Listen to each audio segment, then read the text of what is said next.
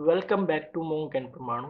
आज की वीडियो में हम डिस्कस करेंगे test 01 current electricity physics class 12। इस वीडियो को शुरू करने से पहले इस चैनल को सब्सक्राइब करें ताकि जब भी मेरी नई वीडियो आए आपको मिल सके।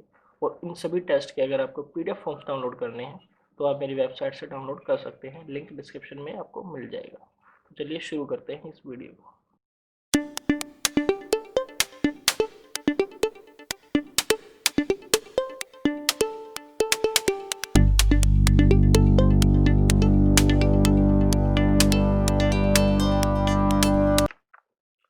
इसमें पूछा गया है एक electric kettle working at 220 volts heats up 2 litre of water from 20 degree to 100 degree in 2 minutes.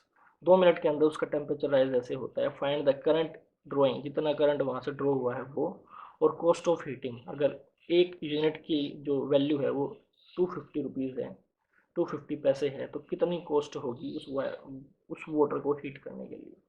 तो यहाँ पर जो क्वेश्चन है वो बेस्ड होता है जितनी हीट प्रोड्यूस करता है करंट, वो हीट गेन होती है वाटर के द्वारा। यहाँ पर जो हीट लॉस है वो हम जीरो मानते हैं। हीट प्रोड्यूस होती है करंट की वजह से V I T, voltage into current into T. और हीट गेन होती है उस वाटर के द्वारा, वो होती है उसके मास के बराबर, मास इंटू उसकी स्पेसिफिक हीट, यानी कि 1 डिग्री टेम्परेचर राइज करने पर उसका कितनी जूल हीट लेता है, और इंटू में कितना टेम्परेचर राइज हुआ है, ओवर में 4.2। यहाँ पर इसको कैलोरी में बनाने के लिए तो इसकी वैल्यू रखते हैं 220 into I into 2 into 60 equal to 2 litre है। एक स्पेसिफिक हीट होती है, और 100 माइनस 20 यहाँ पर 80 होगा, और 4.2। इस तरह जो करंट की वैल्यू आएगी वो हमारी पास आएगी 25.45 एम्पियर। अब हम निकालते हैं नंबर ऑफ यूनिट्स, यानी कि कितनी एनर्जी कंज्यूम हुई है वो। तो 2000 यहाँ पर मास है, इनटू टेम्परेचर चेंज है, ओवर 4.2 है किलोवाट में निकालने के लिए, इनटू में 36 लाख है, ये जूल में होता है, तो इसको आंसर हमें मिलेगा किलोवाट आवर में। अगर कॉस्ट से मल्टीप्लाई कर दें तो उसको मिल जाएगी टोटल कॉस्ट। तो ये हमारी टोटल कॉस्ट होगी 46.7%। तो कॉन्सेप्ट जो है हमारा वो सिर्फ इतना सही है कि यहाँ पर करंट कैसे निकालते हैं और एनर्जी कैसे निकालते हैं।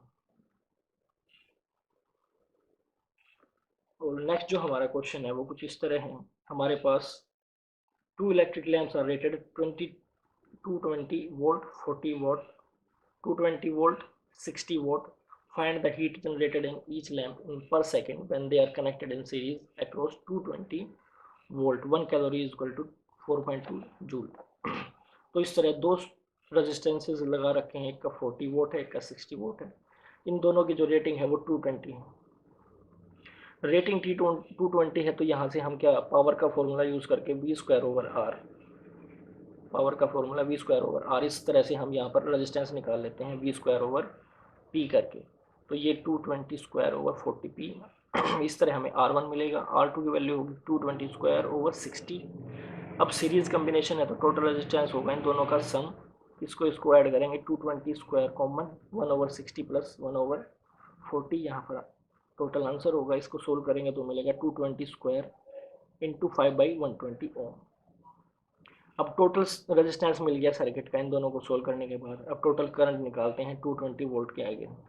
तो I equal to 220 into 120 over 5 into 220 का स्क्वायर, तो एक सेकंड गया, ये बचेगा काटने के पीटने के बाद 6/55 एम्पियर। अब हीट जनरेटेड पर सेकेंड इन फर्स्ट बल्ब क्या होगी, आई स्क्वायर आर, एक सेकेंड के लिए तो 1 ओवर जे। अगर यहाँ पर किलो कैलोरी में निकालना है तो हम यहाँ पर 4.2 यानी कि जूल से मल्टीप्लाई कर देंगे। तो 6 ओवर 55 का स्क्वायर इंटू आर की जो वैल्यू है, आर जो हमने यहाँ पर निकाला था वो 22 स्क्वायर ओवर 40 इंटू 1 ओवर 4.2, यानी कि इसको कैलोरी में कन्वर्ट करने के लिए आंसर होगा 3.43।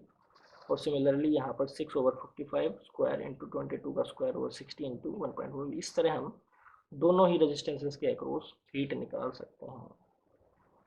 तो नेक्स्ट क्वेश्चन होगा हमारा, तो क्वेश्चन नंबर 3 है हमारे पास। ए 600 centimetre long potentiometer wire is connected to a circuit. The resistance of potentiometer wire is 15 R. Find करना है at what distance from point A should jockey to be touched for zero deflection in galvanometer. और second question है, अगर जो जोकी है हमारी वो 560 सेंटीमीटर पर टच होती है तो गैल्वेनोमीटर के अंदर कितना करंट होगा। तो चलिए देखते हैं इस क्वेश्चन का आंसर।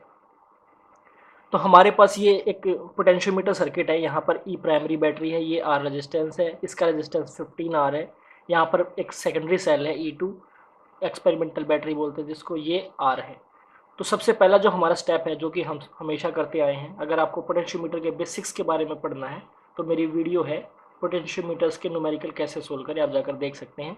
उसका जो लिंक होगा वो मैं डिस्क्रिप्शन में आपको दे दूंगा, आप वहाँ से आसानी से देख सकते हैं। तो यहाँ पर सबसे पहला जो हमारा स्टेप होगा वो होगा टोटल रेजिस्टेंस, यानी कि इस सर्किट का रेजिस्टेंस निकालना है हमें सबसे पहले।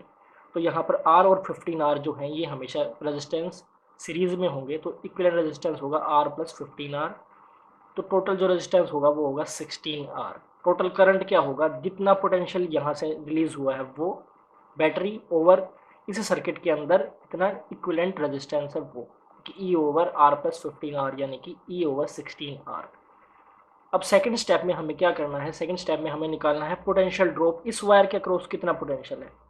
कुछ पोटेंशियल यहाँ ड्रॉप हुआ होगा, कुछ यहाँ होगा, तो यहाँ कितना ड्रॉप हुआ है वो निकालना है। वो कैसे निकलेगा, इसके अक्रॉस जितना करंट है वो इनटू में इसका रेजिस्टेंस। इसके अक्रॉस करंट क्या है, जो करंट इस पूरे सर्किट के अंदर है, पूरे सर्किट के अंदर जो करंट है वही करंट इसके अंदर है।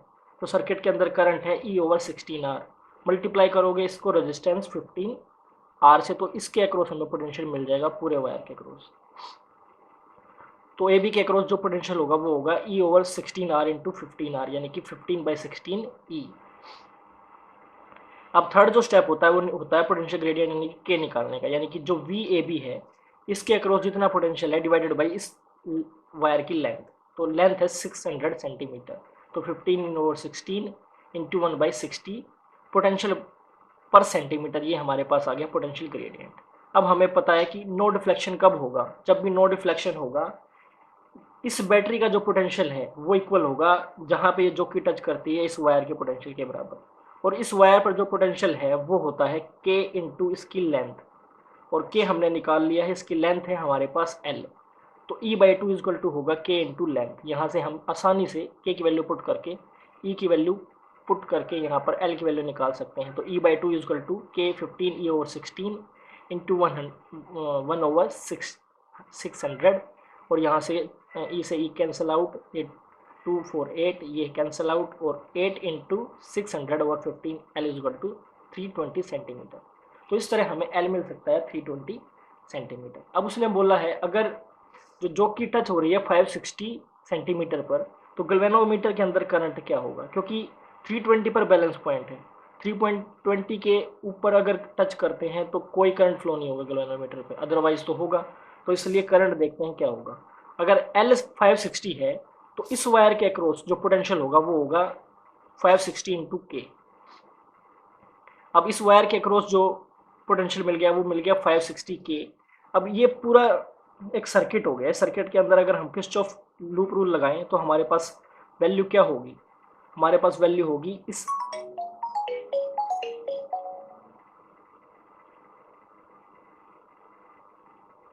इसके अक्रॉस अगर हम मान लेते हैं फ्लो करता है आई, तो इसके अक्रॉस भी फ्लो करेगा आई। तो यहाँ पर हमारे पास इक्वेशन होगी किरचॉफ लॉ से 560 के minus I R is equal to E/2, यानी कि 560 के अगर इस डायरेक्शन में करंट है, इस डायरेक्शन में, तो ये 560 के इसके अक्रॉस जो भी पोटेंशियल होगा वो इंटू माइनस आई आर जो इसके अक्रॉस आई है, और इज इक्वल टू होगा E/2। तो 560 के minus I R is equal to E/2। अगर आई की वैल्यू निकालनी है तो इसको इधर कर देंगे, इसको इधर कर देंगे, तो आई आर की जो वैल्यू होगी ये होगी, के की वैल्यू मल्टीप्लाई करेंगे यहाँ पर 15/16 E into 600 into 560 minus E/2। आई की जो वैल्यू मिलेगी ये मिलेगी 3E/8R। You can solve easily. Fifth question हमारे पास था, यहाँ पर 6 वोल्ट बैटरी है, यहाँ पर 8 8 4, यहाँ पर 2 2 2 3 2 2, इस तरह का अरेंजमेंट है, इसके अक्रॉस हमें करंट निकालना है। तो ये तो क्वेश्चन हम आसानी से कर सकते हैं किरचॉफ लॉ से। तो इस फिगर के अंदर हम करंट डिस्ट्रीब्यूट करते हैं, अगर यहाँ से आई निकलता है तो यहाँ क्रॉस होने के बाद I1, तो इधर I माइनस I1, यहाँ क्रॉस होने के बाद I2, तो इधर I1 माइनस I2, और यहाँ I2 I2 I2, और यहाँ I1 और यहाँ I। इस तरह कैंसिल आउट हो जाता है, पूरा आई बच जाता है। तो अब हम किरचॉफ लूप रूल लगाते हैं इस लूप के अंदर, फिर इसके अंदर, फिर इसके अंदर, तो हमें वैल्यूज़ मिलती हैं। देखते हैं कहाँ, यहाँ पर 2i2, यहाँ पर 4i2, यहाँ पर 2i2, यहाँ पर लगाएंगे माइनस का साइन होगा, minus i1 minus i2 into 8 equal to 0। तो यहाँ पर कैलकुलेशन मिलेगी, सोल्व करने के बाद मिलेगा 8i1 इजक्वल टू 16i2 और i1 equal to twice of i2। Equation 1 हो गई हमारे पास। अब हम बात करेंगे इस लूप के अंदर, तो b से स्टार्ट करते हैं। 2i1 के बाद plus i1 minus i2 8 plus 2i1 minus i1 minus i2 note i1 minus i1 8 equal to 0। तो यहाँ पर इसको सोल्व करेंगे तो मिलेगा 20i1 minus 8i2 equal to 8i।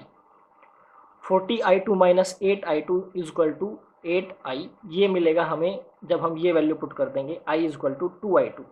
तो i की जगह पर 2i2 रखूँगा तो ये 40i2 हो जाएगा minus 8i2 equal to 8i1। यहाँ से i2 और i1 के बीच का रिलेशन मिलेगा i2 equal to i by 4। 1 और 2 को अगर मैं मिलाऊँ तो यहाँ से हमें जो वैल्यू मिलेगी वो मिलेगी i1 की। अगर मैं इसको यहाँ सब्स्टिट्यूट कर देता हूँ तो 2 से 2 ये कैंसिल आउट हो जाएगा कुछ इस तरह। 2 इंटू i2 की वैल्यू होगी i बाई 4, 2 से 2 कैंसिल होगा, तो जो i1 की वैल्यू होगी वो होगी i बाई 2। अब मैं इस इक्वेशन इस लूप के अंदर लगाता हूँ तो मिलता है 3i1 8i minus i1 plus 2i, 3i plus 8i minus i1 plus 2i minus 6 equal to 0।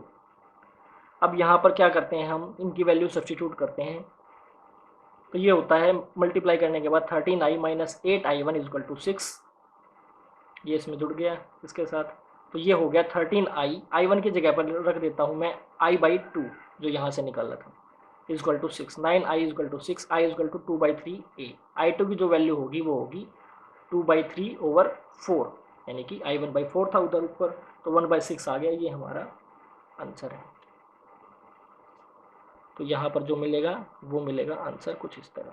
तो कैलकुलेशंस हैं, इजी कैलकुलेशंस हैं, आप कर सकते हो आसानी से।